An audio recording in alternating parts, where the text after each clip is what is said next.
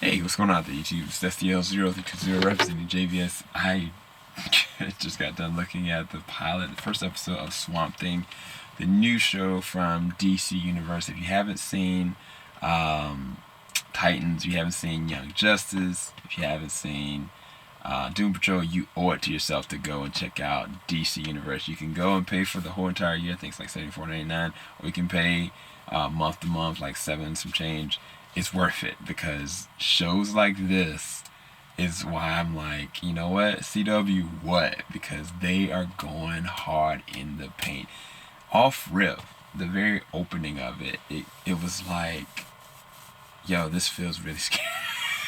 I was like, it was kind of like I could feel James Wan's like impressions there, but the angles, the shots, the mystery, the darkness, and just being in the element of the swamp in Louisiana in and of itself is just kind of like you don't know what's in there. I mean, it could be a water moccasin, it could be, an alligator. You don't know what's there. You know what I'm saying? So it's kind of just like what is gonna happen, and then it just goes and it clicks and it goes and it clicks, and it's like you can tell like there's definitely a supernatural element there, but the practical effects and the practical uses of certain things it is what makes this like a Sam Raimi like love fest. Like Sam Raimi would look at this show and be like, "This is it. This is the way that I would do it." And I think that it plays homage to those classic horror practical effects, and at the same time using a modern day spin that will eventually have a superhero element to it.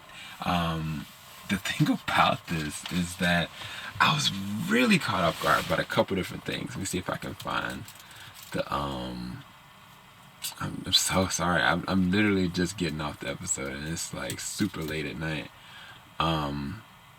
It's like 1:25 right now.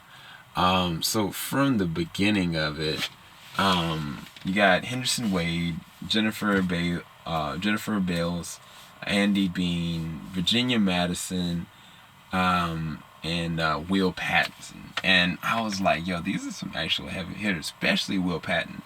But you got Matt and Lucilla. Lucilla is a CDC expert that is trying to go and figure out what's going on in her old hometown.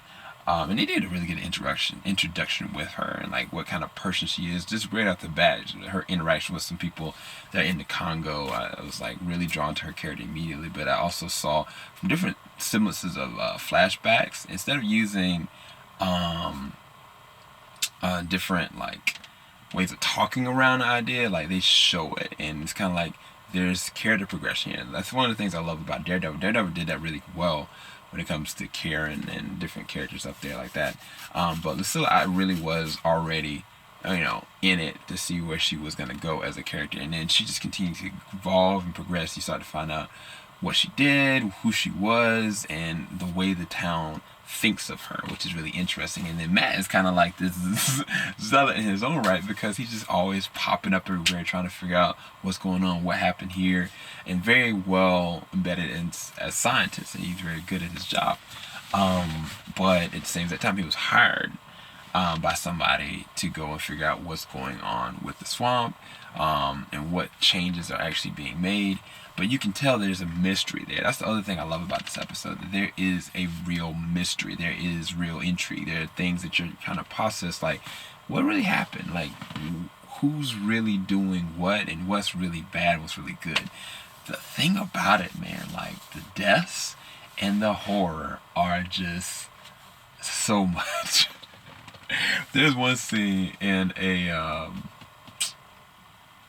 hospital that I was kind of like, yo, they're going way too far with this. So, I mean, they definitely keep to that DC Universe edginess in terms of like language, violence, and now gore, because this is very much so a horror element. But there's a couple different things that do happen that you're really brought on for a ride, and I think that you're really gonna enjoy this pilot.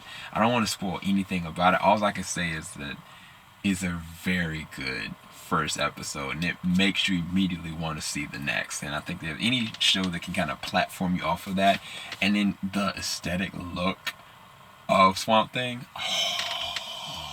I love it. I really do love it. And if you don't know anything about the character Swamp Thing, this will bring it even closer for you. Oh wow, I'm so sorry. So the character Abby. I said Lucilla. Scylla is a whole nother character.